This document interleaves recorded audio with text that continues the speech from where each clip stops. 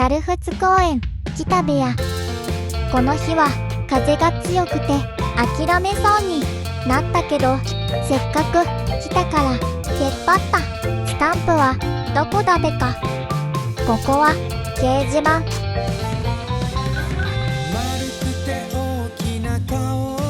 ここは管理室。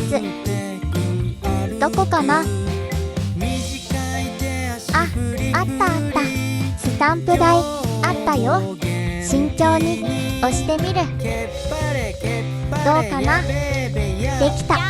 よらさったステッカーと飲酒運転根絶ミニのぼりをどうぞ。公園も行きたかったべや。